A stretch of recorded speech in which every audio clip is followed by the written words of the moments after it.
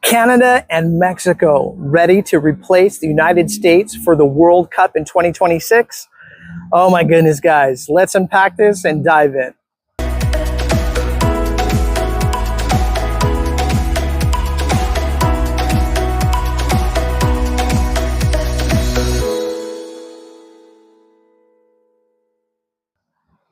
All right, guys, welcome back to The Baseline. Thank you so much for joining me.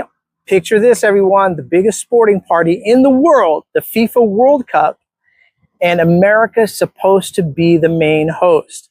The lights, the stadiums, the chants echoing across the country, and then boom, your cousin at the border can't get in because his passport is on the wrong list. Sorry, bro, you can't watch or you can watch from the parking lot. Now, here's the kicker, right? It's not just fans. Entire countries are now on the US no entry list. One of them, Iran. And guess what? Iran's already qualified. Now imagine qualifying for the World Cup, flying across the world and finding out your fans can't even clap for you. That's like winning the lottery, but the ATM says, nah, bro, we're declining. Now, let me ask you guys this. What happens when the country throwing the party starts locking the doors? It's going to be a really interesting scenario because here's the truth nobody's really saying out loud. This isn't just about football, soccer. It's about money. It's about reputation. It's about soft power. Now, the United States wanted the prestige of hosting, but now its own policy, its own travel bans, its own tariffs, its own visa fees, might actually be choking the event. And if FIFA thinks the United States can't deliver, you better believe Canada and Mexico are warming up on the sidelines like, coach, put me in. And that raises three questions, right? And the three questions that should keep US officials up all night long. Could the World Cup actually move its most important matches out of the United States? How do tariffs and visas and bans turn from boring policy talk into empty stadium seats? Because that's going to be awful. And why are sponsors right now, the people who never lose money, quietly hedging their bets in Toronto and Mexico City? Well, stick around because the answer to those three questions aren't just about football.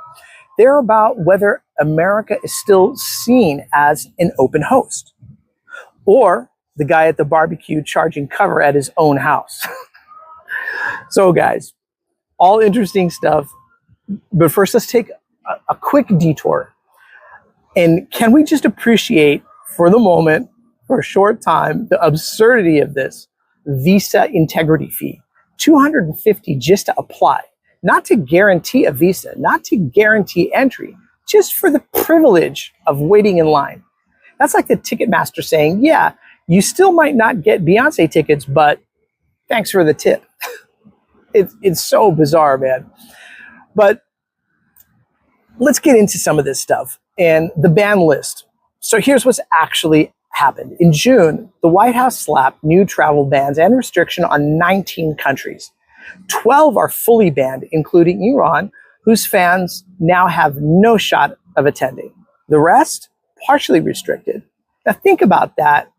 An international tournament where the entire cheering section are erased before you even kick off. You don't need an empty seat cam. You need a missing countries cam. It's terrible. Which brings us to the fees and the wait.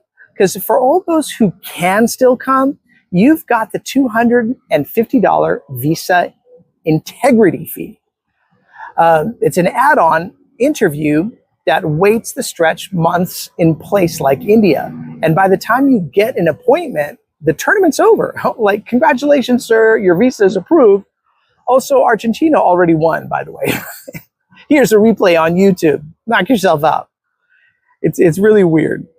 But the tariff trap is also in play, and it could flip the supply chain in this way, right? The U.S. raised steel and aluminum tariffs 50%. They're killing the $800 duty-free exemption for most imports. And if you've ever tried building something on time and on budget, you know what that means.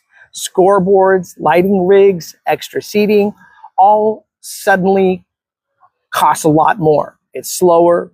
It's wrapped in customs paperwork. So picture stadium crews waiting on shipping containers like they're Amazon Prime, except it's Amazon Prime from 2026.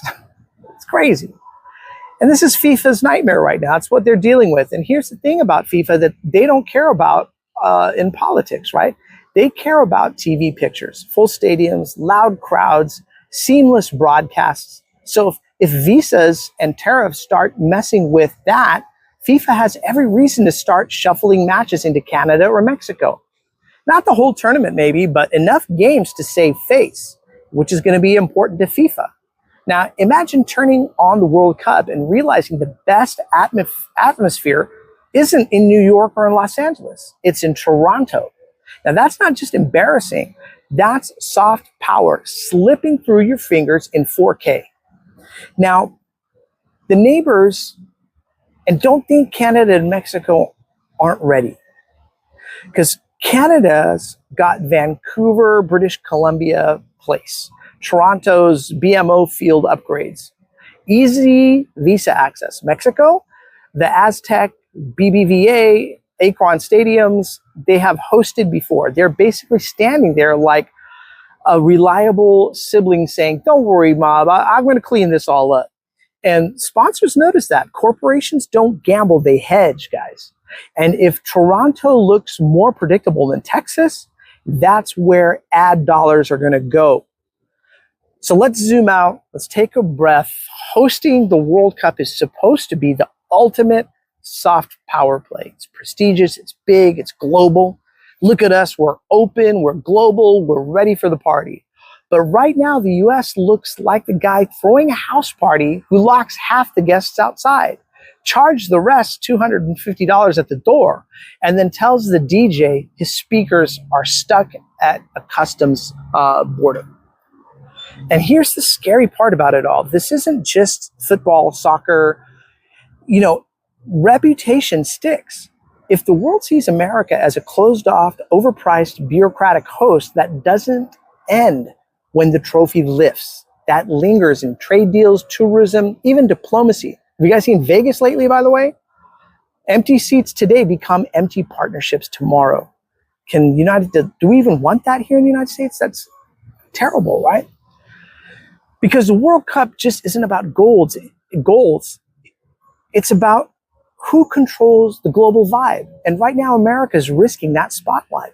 The question is, do they realize the price of inflexibility might be higher than any short-term political win?